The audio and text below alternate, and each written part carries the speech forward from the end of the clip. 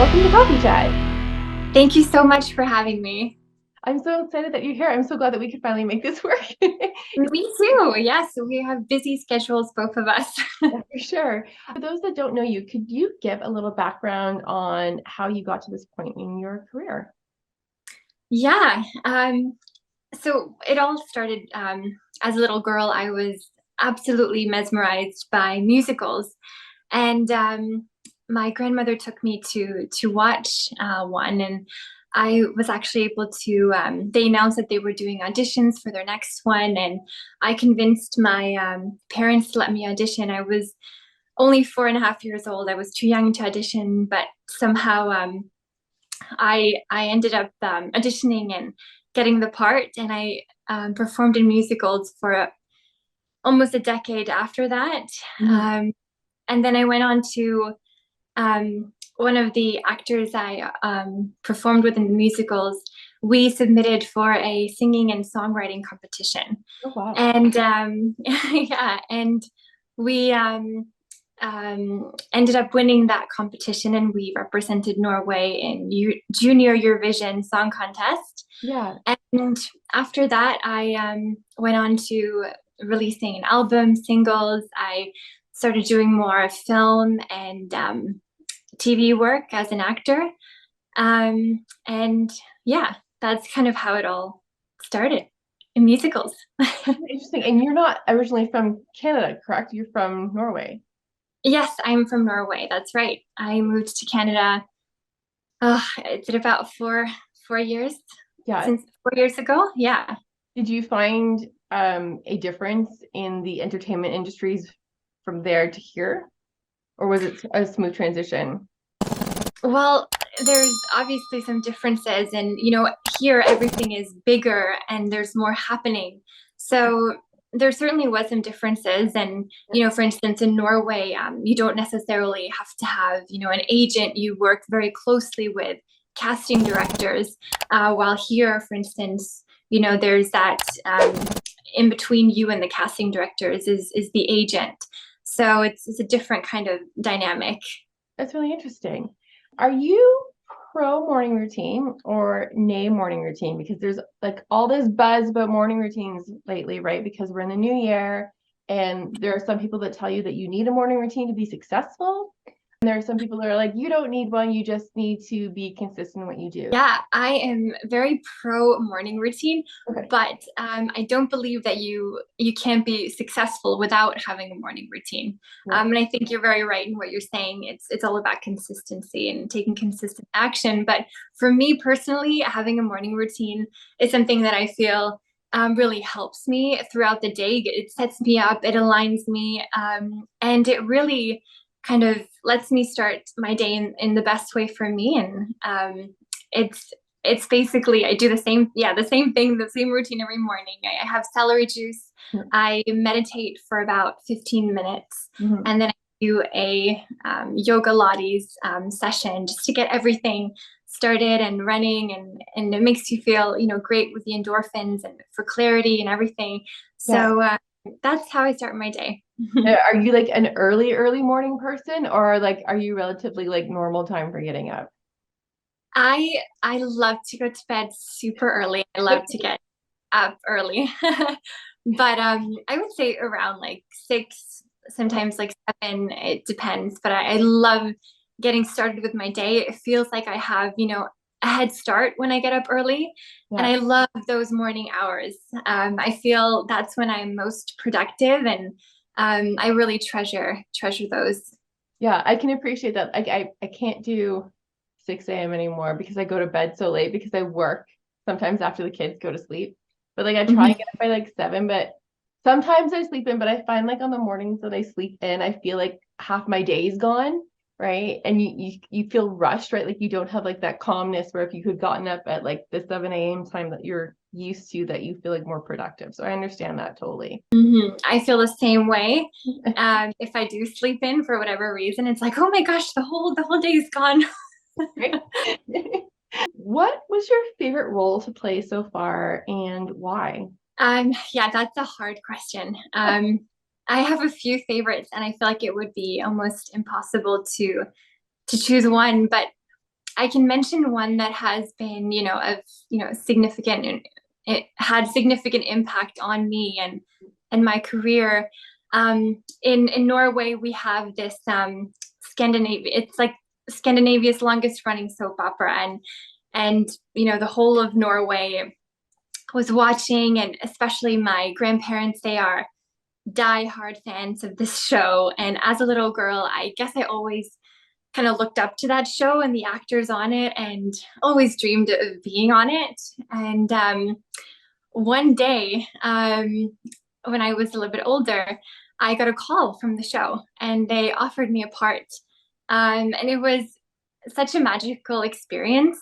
And, it's been something it's been very educational for me, and it kind of helped me progress my acting career. And the look on my grandparents' face when I told them, it was so priceless, and the joy that it brought them added so much to the joy that it brought me. And yeah, I loved the dynamic of being on a TV show set, and learned so much. That's incredible. What does your process look like for developing a character? Yeah, that's always such an exciting process to start.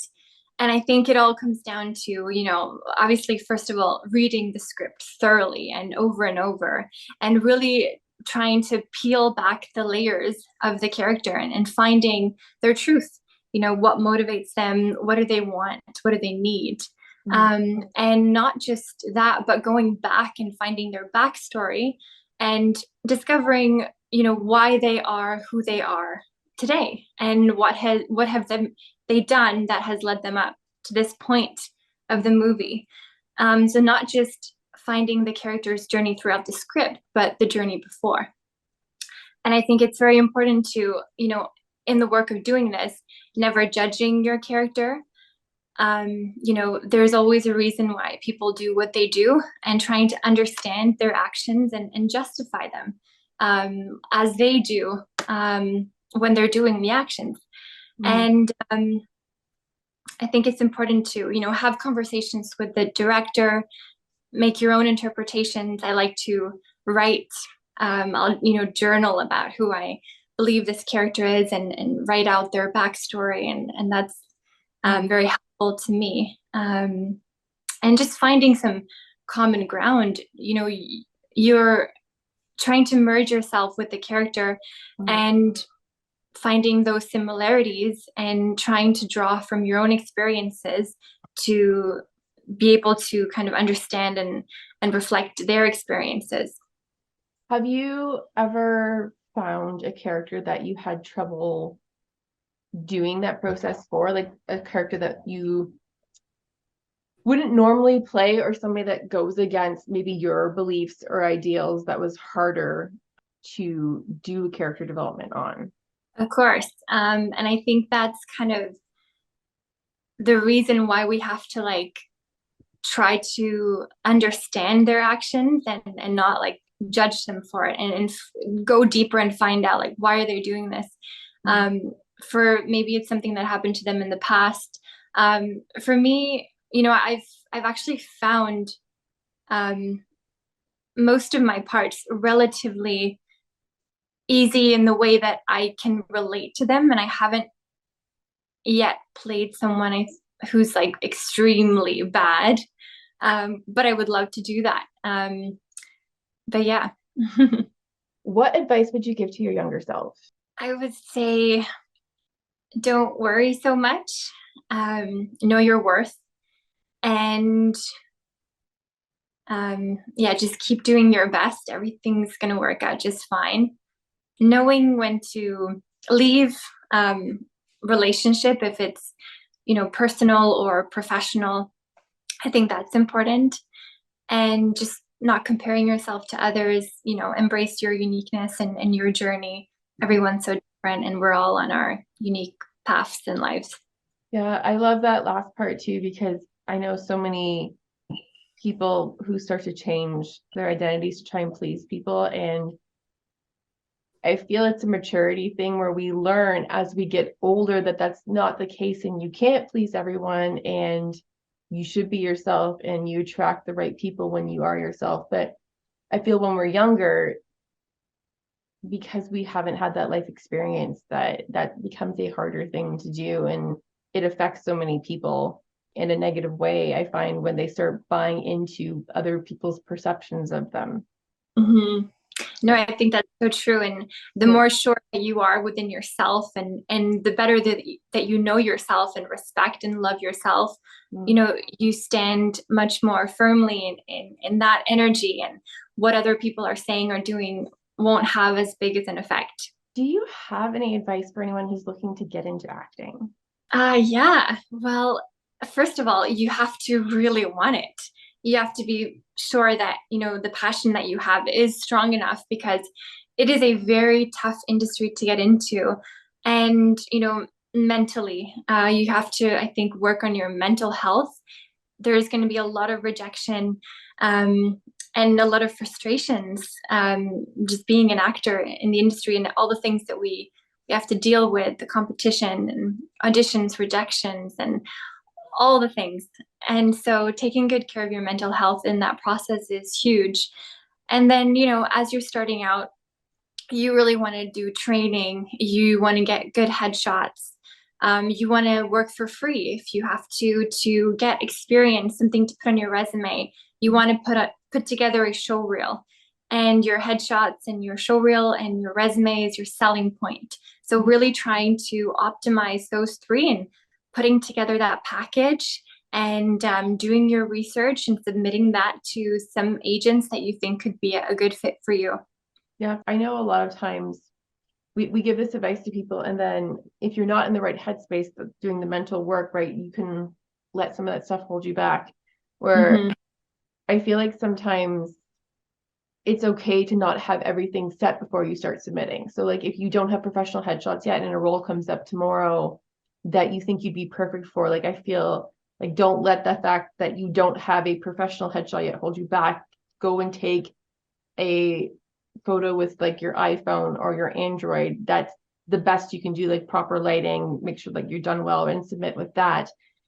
I don't know if you have the same perspective like that. I just feel like sometimes people get held back by the fact that they think they need all these things to start, when really you can start and then you can gain these things as the way. Absolutely. I think there's no perfect time to start. And if we're always waiting for that perfect time, I think it will never happen. We need to do what we can with what we have at the current moment and build from there. Mm-hmm. And yeah, if you don't have professional headshots, but you see this casting you think you're perfect for, Mm-hmm. why not? Take the best picture you can and submit it, and then, book an appointment to get your headshots done. I Yeah. believe in being prepared and trying to, you know, as an actor, we only have so much control. Um, you know, After that audition tape is sent, we have no control over the outcome. So in our careers, we have very little control unless we're making our own material. Mm-hmm. So I like to focus on the things that, you can control. Mm-hmm. I can control my setup for an audition. I can control how much I invest in and rehearse for an audition. Mm-hmm. I can, just focusing on those things and doing those things the best that I can, Mm-hmm. not worrying about anything else. So when I submit that audition tape, it's out of my hands. I've done my part, and whatever's meant to be will happen. Yeah, and that's a great mentality too, because when I first started, I was so attached to each edition, right? Like, Yeah. and so many people get that way, and it's understandable, right? And you have to learn as you go that you can't be attached to the editions. Like you have to do the work and let it go. And when you start to take on the mentality, then you get calmer and more confident going into auditions, because you're not placing so much pressure on yourself, where you can relax and focus on doing your best work instead of what this role means, right? Oh, I completely agree with everything you're saying. And I did the same. And Yeah. it took me a while to get to this mentality, but it's a much better place. You get so invested in these parts, and, you're thinking about, oh, how would it be, if I got to do this character? And, but now it's more of, for me, like when I'm doing the audition, that's my performance. Like then I'm done after that. Like that's what I'm building up towards. And I give my performance as that character, and then, that's it. I just wanted to follow up on that. So you had mentioned um, creating your own work. So Mm-hmm.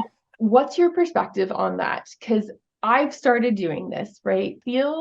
Yes, it's more pressure for me because now I'm creating my own project, but at the same time, it's also kind of relief that you're not solely relying on casting directors and other production companies to put you into stuff because you're kind of taking your career into your own hands. And I just wanted to get your perspective on creating your own content.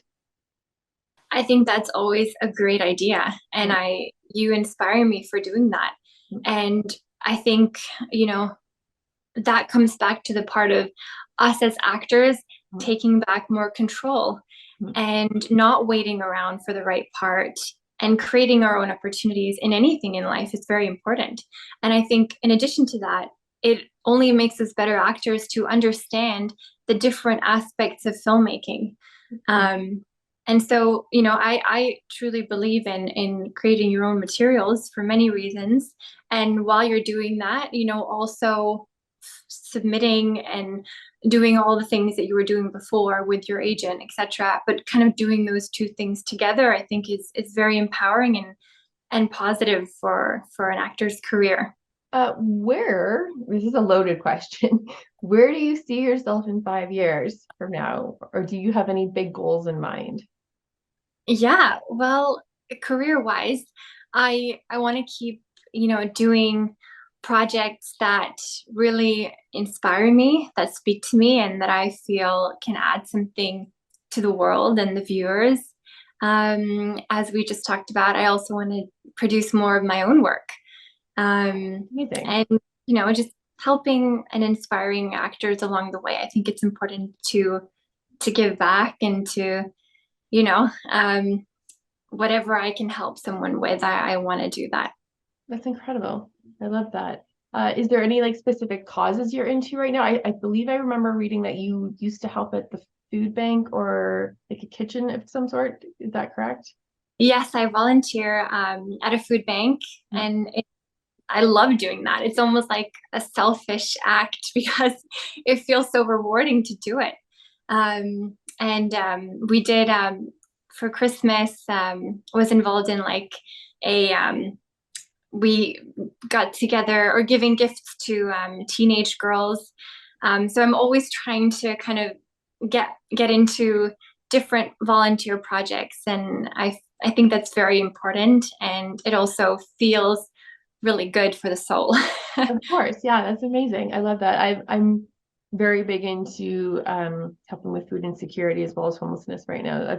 I've started developing a charity, so I love the fact that you're like-minded in that sense.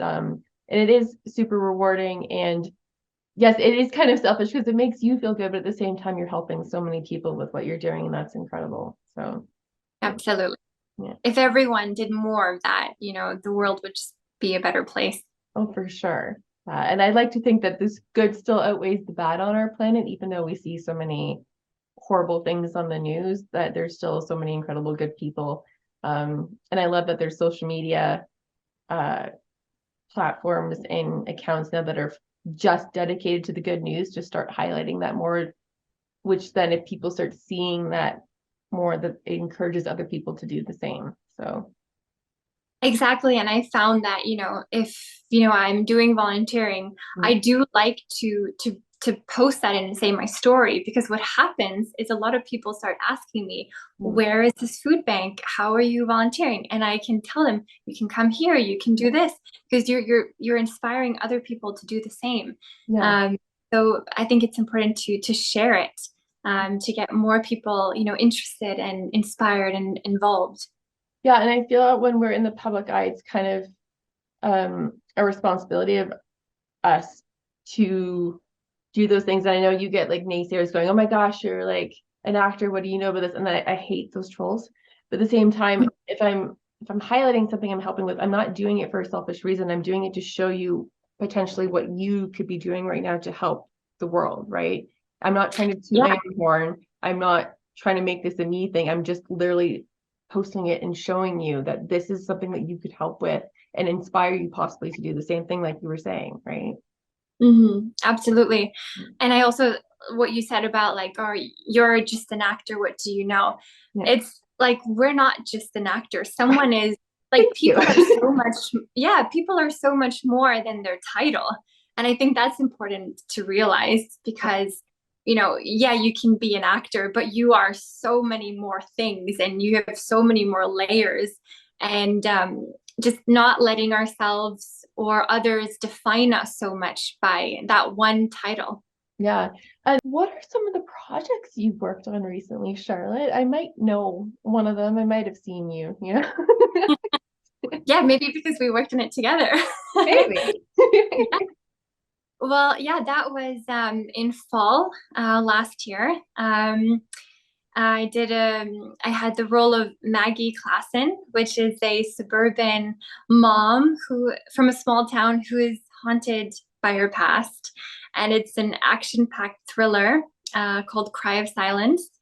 Um, I had such a great time working on this movie, and we were such a close-knit kind of film family. It was so much fun too. Sometimes after we'd been shooting all day, you know, we had this karaoke nights, and it was just a lot of fun, and like it was social, and it brought us together.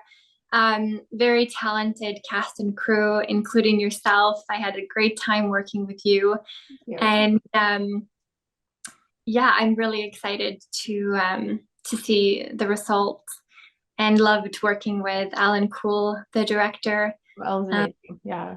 Yeah, shot in the charming little small town, St. Mary's, and it was nice to kind of come and, you know, get away from downtown core concrete jungle. I really enjoyed being out in that, you know, more like open nature space. Yeah, the small town shoots are some of my favorites because, like you're saying, you're not in concrete town, you're not dealing with crazy traffic or tons of people. Rush hour. Oh my gosh, rush hour getting into Toronto, sometimes like 3 hours. Yeah, the rush hour can be intense here. It really can. What other projects have you been working on besides The Cry of Silence?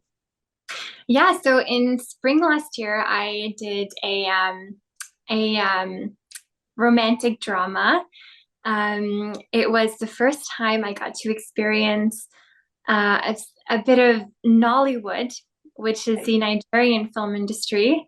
It was a very lively set that was, you know, filled with laughter and groovy Nigerian tunes.